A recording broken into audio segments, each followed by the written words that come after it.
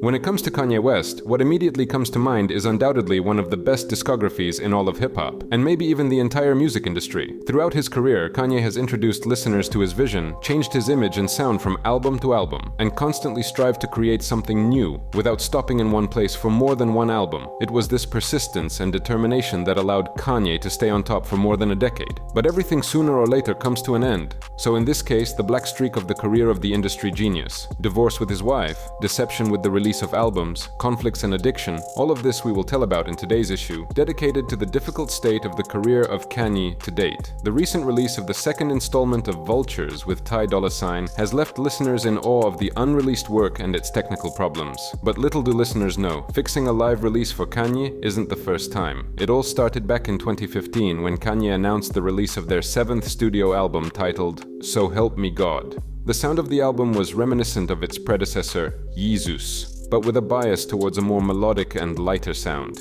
And the main theme of the album was Kanye's relationship with God. West soon announced that he was changing the album's title to Swish, the first ever release that could get an animated cover on platforms, then to Waves, and eventually released the very same The Life of Pablo.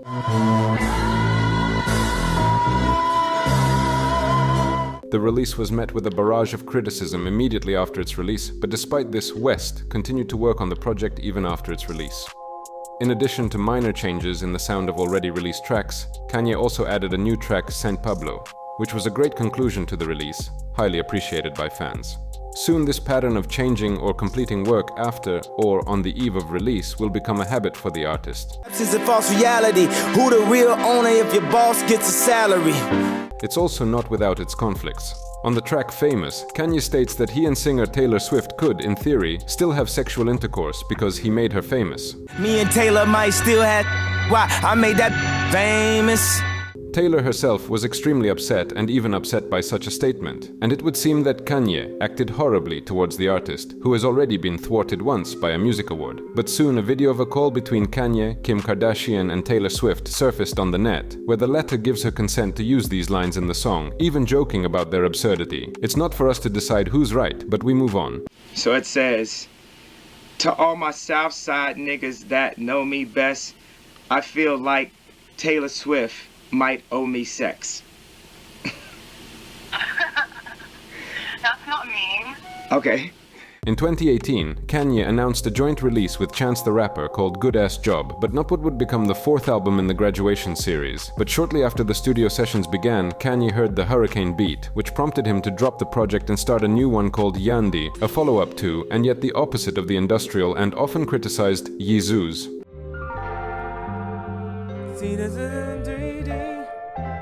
It's worth mentioning that in the same year 2018, Kanye starts a conflict with Canadian rapper Drake, where West first allegedly gives his colleague a beat and then records the famous Lift Yourself on it. Kanye later battles Drizzy for chart position with the album Why, Kids See Ghosts, along with Kid Cudi producing a Pusha T album called Daytona. They say don't let money change you. That's how we know money ain't you. Kanye will soon announce the album's release date, which is September 29th, 2018. But as you might have already guessed, we never saw the release.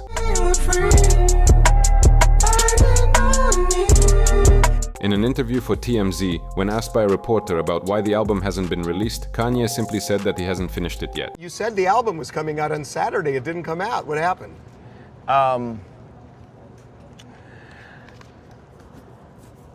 I didn't finish it. A short time later, Kanye is traveling to Uganda to promote tourism and music development, as well as to continue working on the project and create the healing music that the album is sorely lacking.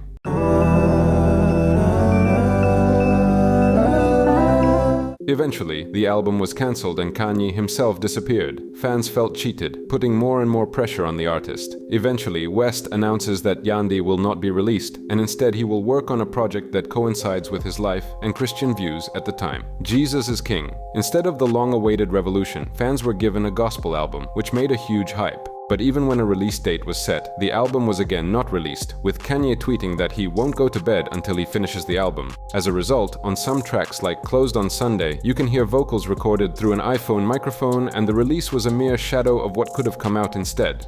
Even still, the album is considered one of the most interesting in the artist's discography, an unexpected blend of hip-hop and gospel sounds and a rather bold experiment. Close on Sunday. You my Chick-fil-A. Rapper Lil Wayne had this to say about it. Kanye could have released a real revolution, but instead he released a gospel album. That's why I respect him. He's a genius. It would seem that already here it could be understood that fans are waiting for finished releases that are on time, especially those that were promised to them, and not for changes in creative vision at the very last moment. But Kanye continued to mock the listeners. In 2020, Kanye begins work on the album Jesus is Lord, aka God's Country. It ain't up to you no more. God's country, this is war. At one point, the work on the release was even broadcast as a documentary, 500 Days at UCLA, where the artist team showed snippets of tracks from the upcoming release. But, as you might have guessed, Kanye was again unhappy with the result and scrapped the project and started working on Donda with the Child. After another announcement and cancellation, the album title was shortened to simply Donda, a release dedicated to the mother of Kanye. Somewhere during the album, Kanye begins to have problems not only with fans, but also with his family. At that time, the rapper's wife, model Kim Kardashian, said that she could no longer tolerate the antics of the patient with bipolar disorder, Kanye, who does not even want to take medication. His wife threatened the artist with divorce, which affected his creative vision and release format. In anticipation of the release of the album, Kanye organized a so-called listening party, an opportunity for those who attended to listen to the release before its release. Participants of this event noted the rawness and complete unpreparedness of the album for release. So Kanye decided to settle in the arena Mercedes-Benz Stadium, where the event was held, until the full completion of the record. Kanye and Kim Kardashian even ended up playing a wedding as a performance art piece.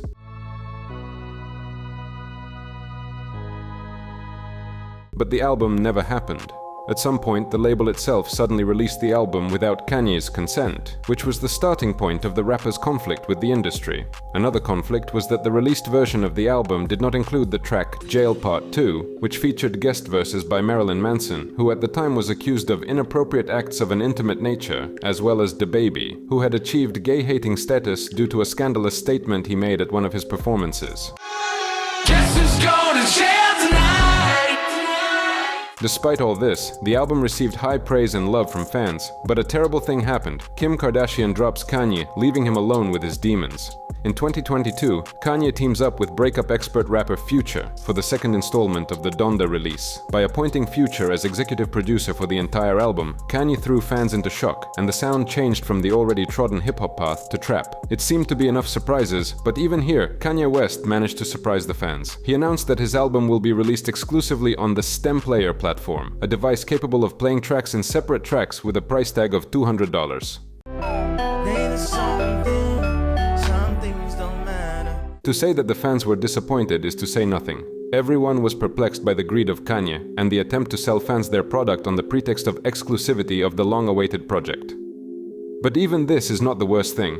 Kanye decided to repeat the method with the presentation of the release before its release, but even here everything went wrong.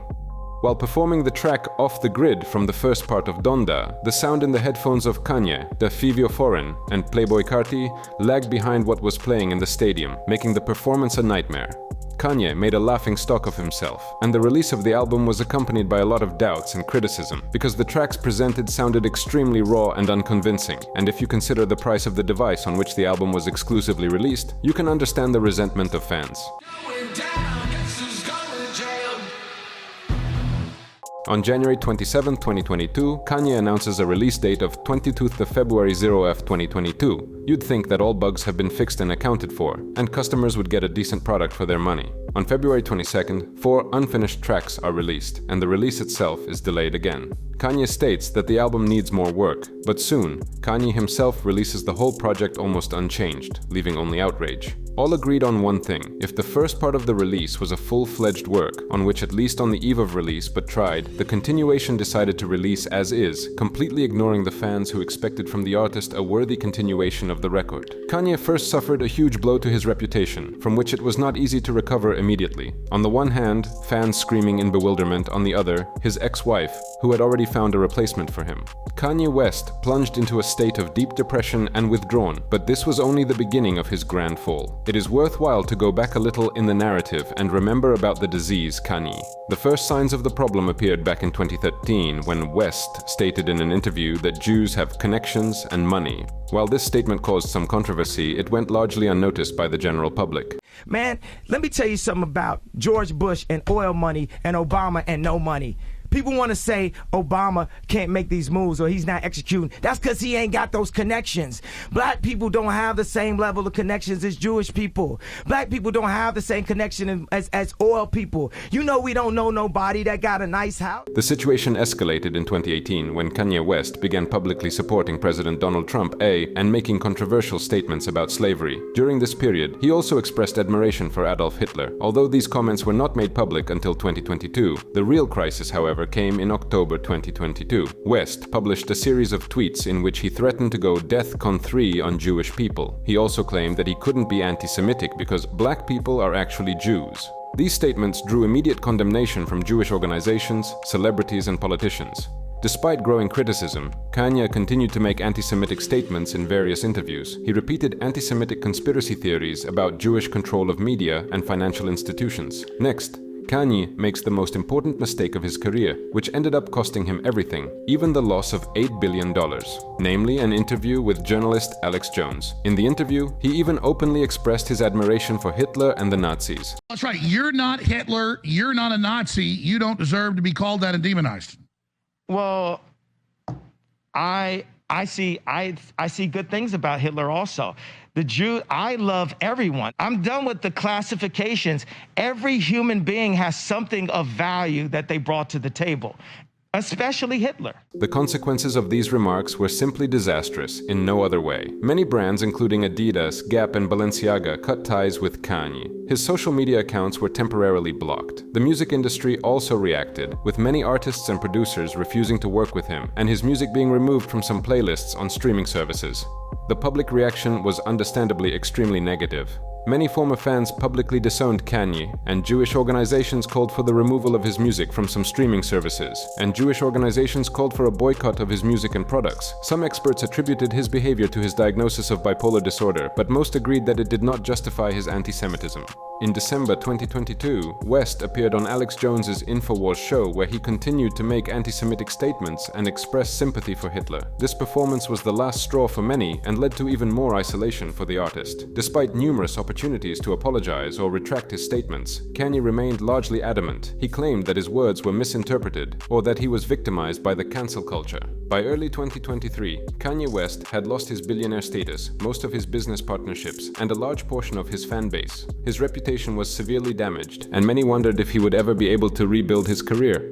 This series of events highlighted the existing problem of anti-Semitism in society and showed how even the most successful and influential figures can face serious consequences for spreading hatred and prejudice. But instead of rectifying the situation, the Kanye disappears once again, leading to various speculations. Sometime during his extraordinary statements, Kanye tweeted that if he goes missing and then suddenly returns, but with different views, it means he's been replaced. And so it was. After a while, Kanye was released, but he started to be wary of harsh statements, but no insights about the upcoming album, plans, and other things the artist did not give, soon disappearing from the media field again. Some fans took the artist's words seriously, suggesting that he could have been replaced by a clone or put on drugs and made more comfortable. It's unlikely we'll ever know the whole truth, but the black streak comes to an end sometime.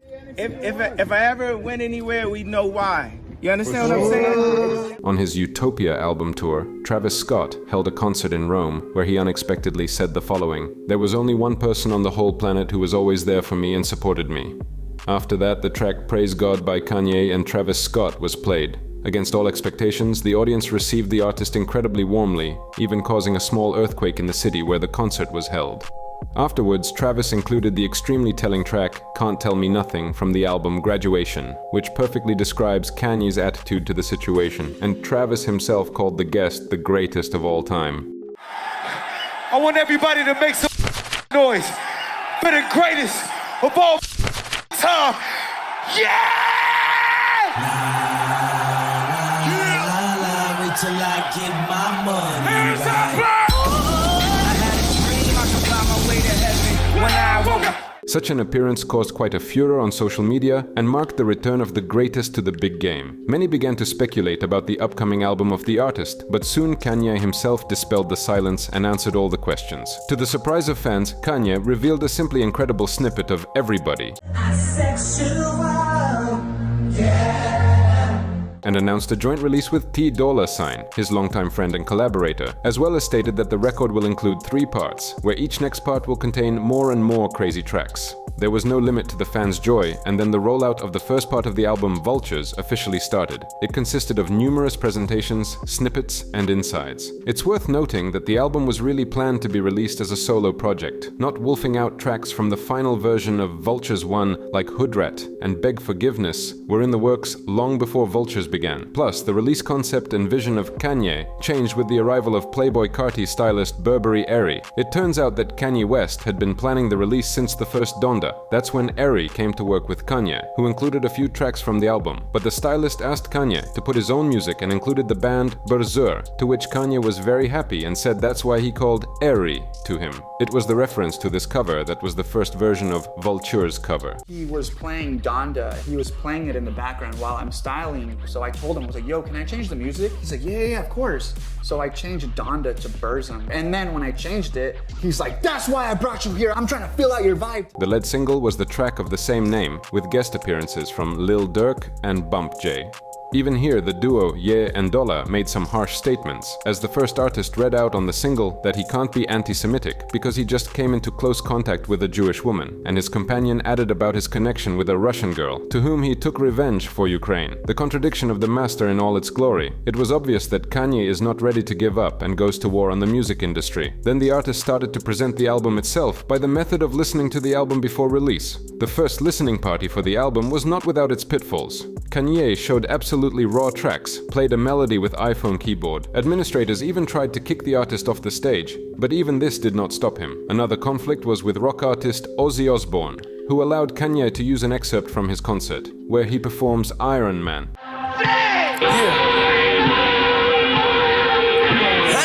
After listening to the snippet from the presentation, Ozzy came across King, where Kanye says he's bipolar, anti-Semitic, but still a king. The rocker has issued a statement that he will not allow the excerpt to be used because of the hate speech and the horrible example that Kanye sets with his actions. Needless to say, Ozzy himself at one of his concerts bit off the head of a bat while under the influence of substances, as well as took the lives of several cats during a seizure, although this is just the beginning of the list. But back to our vultures. The day before the release, Ye and Dolla gave a live performance where they showed new compositions, some of which also belong to the solo album like Stars and Fuxamn. Chris Brown, Playboy Carti, Freddie Gibbs, JPEG Mafia, YG, Rich the Kid, and others took part in the work on the album. A promising creative lineup, and the return of a rap legend doomed the album to imminent success, thus topping the charts. It turned out to be a great situation where Kanye got his career and reputation back, and fans got some great music that had been missing from the artist for so long. Soon, Kanye launched his clothing line, where on the website Yeezy.com you could buy any item for $20, including a pair of new sneakers from YZ, and it was accompanied by a very creative advertisement on Super Bowl, where Kanye says that he spent all the money on advertising, so the video itself was not enough, and offers to go to the website to buy shoes, clothes, and that's it. The ingenious marketing move became a huge success, sales skyrocketed, and the CEO of Adidas himself came to Kanye West. But the purpose of the meeting remains unknown. Y'all, this Ye, and this my commercial. And since we spent all the money on the commercial spot, we actually didn't spend any money on the actual commercial. But the idea is, I want you to go to Yeezy.com, YEEZY.com, and I'm gonna write it at the bottom of the screen. And I got some shoes, and that's it. An interesting detail of the clothing release is the creation of all this by Gosha Rubchinsky and taking part in the advertising of the Russian collective Viper, that is Kai Angel and Nine Mice, which Gosha chose directly. Interestingly, the guys were even noted in the history of Kanye, but the story did not go further than that. Even here we can't avoid mentioning Viper. After the success of the album and the clothing line, things got better. Kanye is back on top, although not at the level of 2021, but still he released one of the most popular releases at that time. The problem this time turned out to be not the music, but the clothing line, where online orders went and continued to go to users for over half a year. In addition to the huge waiting time, buyers faced the problem of sizes, because for each item, including the same shoes in the form of socks, went only 3 sizes, which led to complete chaos in the matter of choosing the right model. Some of them were too small, while others were literally drowning in pants with the Vultures logo, like streamer Kai Cenat, who showed how inappropriate and big things came in his order. Kanye, instead of apologizing or making a mistake, called the streamer a pawn, rudely sent him away and said that Kai was paid to hate YZY products, and all the claims about bad sizing are just manipulations. So Kanye just went ahead and ruined the relationship with the streamer, leaving the streamer disappointed and bewildered. But the real drama was going on behind the curtain of secrecy and was made public not too long ago. On March 14th, Kanye announced that his YZ campaign had decided to fire influencer Yes Jules, and that the rapper's team was suing her for $7.7 million. The reason for this was a breach of a non-disclosure agreement signed by the influencer. Kanye accused 34-year-old Jules of breaching the contract, resulting in a loss of more than $7 million, after which he publicly severed any ties with her. Notably, Influencer was an important part of Vulture's music and clothing line advertising campaign. She reportedly showcased the firm's products even before their release and shared sensitive information with the media, which could have taken away the surprise effect and veil of secrecy from what the artist's team had been working on for so long. There is little new information about the case to this day, but it does speak volumes about how sloppy the campaign was run and how important figures ignored the terms of agreements for their own gain. Shortly after the events, Kanye announces the release date for the second part of the record. Well, it became May 13th. In the same interval, the duo gave no wolf about concerts, where they promised to show listeners new music. At the first event, there were almost no new tracks, and at the second big performance on Rolling Loud Kanye, not that they didn't show the album, they didn't even perform, but just included tracks from the first part. Apparently the album never saw the light of day after that, and there was no more news on the matter.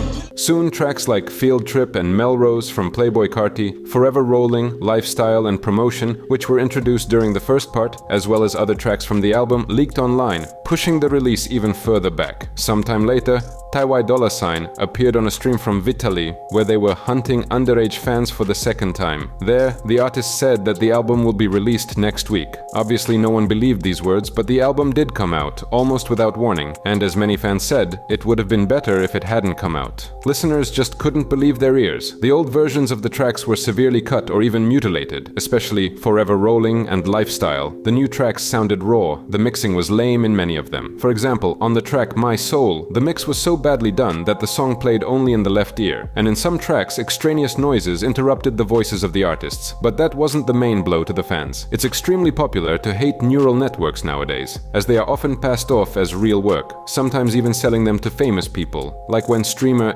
Aiden Ross was sold an AI version of the track Can You Be, featuring Kanye West and Travis Scott for as much as $200,000. Can you be? Can you be? Can you be? Will you be? What's the point of this? The point is that Kanye himself used his own neural network-generated voice on the tracks Field Trip and the long-awaited Sky City from the unreleased Yandi, so he wouldn't have to record the verses himself. Ain't on my level, little bitch, don't reach. Always hollering about you rich, we reach. You haven't got a penthouse that I can rent out. I can see Rick James. The situation is so absurd because Kanye has ruined two of the most important tracks from the album and showed his attitude towards his fans, for whom he is not ready to give an hour to record two short pieces. Despite the fact that the artist's team is actively fixing the album, the reaction to what they have heard so far has been extremely negative. Many fans thought that Kanye should retire and move away from music, because such an irresponsible approach to its writing is simply unacceptable for an artist of the level of Kanye, especially since for 8 years he has been remaking releases after their release. An important part of the negative reaction was also the lack of any rollout and presentations, which gave the impression that Kanye just decided to release a collection of unfinished works for the sake of quick money or something else. Worst of all, no one was paid for the samples, the producers were not warned that their work had been reworked, and many of them are now threatening legal action for it. Sad just for the duo's second member, $. The cover of the release was dedicated to his brother, rapper Big TC, who's been in prison for about 10 years for murder. The trial is still ongoing, so it's impossible to know if there's any chance of his release. But the point is, even in the track My Soul, $, talks about crying while writing the lyrics and how much she misses her brother.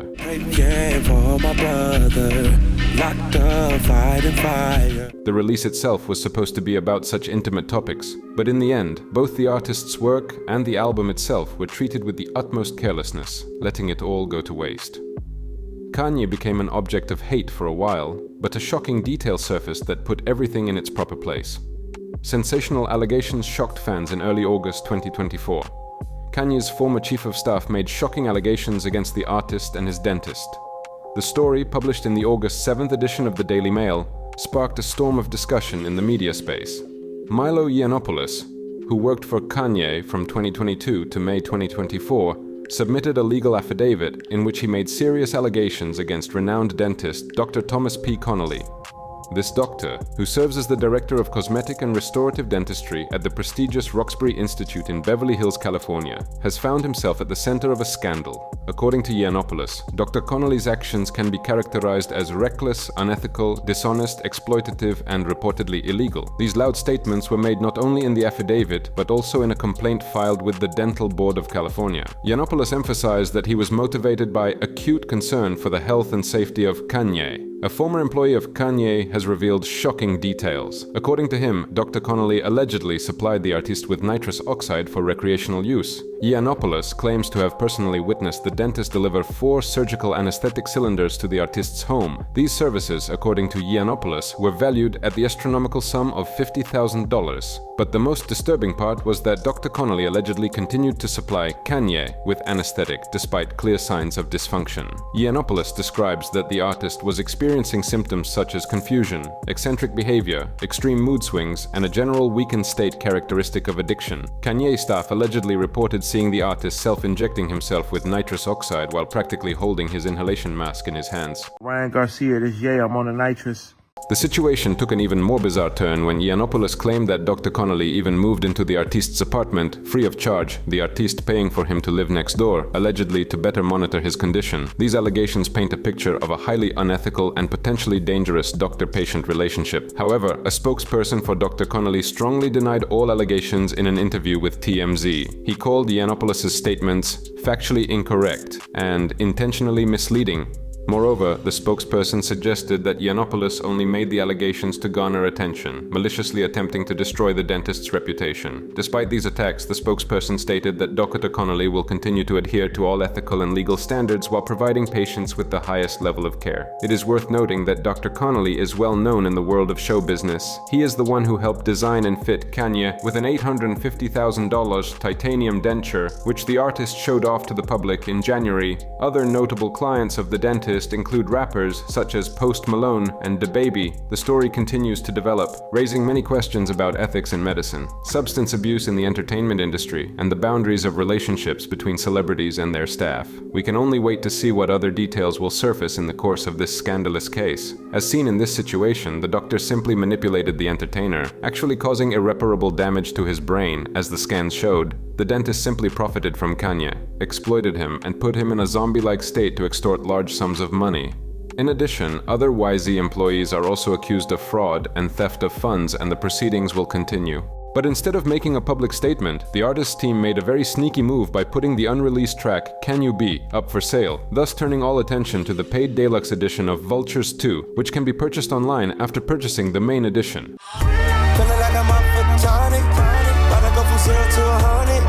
Although Kanye appeared even happier and healthier than usual at the concert, there is no denying the fact of his addiction and addictive behavior, under which he was, and probably still is. Instead of saving the artist and giving him help, everyone is criticizing him and profiting from his work.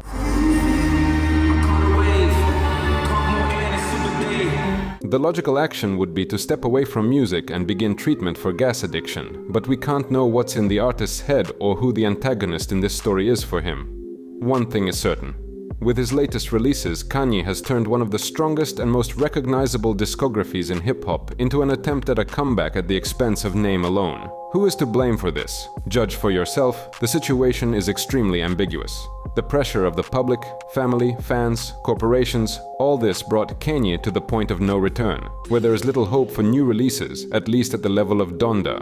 That's how the great and recognizable Kanye West, known for its courage, integrity, and innovation, became Kanye, which swings from religion to sodomy, pulls money from fans, and constantly deceives them. Sure, it's the same person, but you can't overlook the fact that the artiste has bipolar disorder, which he let slide. Maybe if the artiste's wife or friends had helped him at the right time, things would have turned out differently. But now all we have is a parody that is doing its best to stay afloat, even releasing unfinished old songs for the sake of an infomercial. And on that sad note, we bid you farewell. What do you think could have saved the day, or what should the artiste have done to turn things around? Share your opinion in the comments and send the video to your friends. See you soon.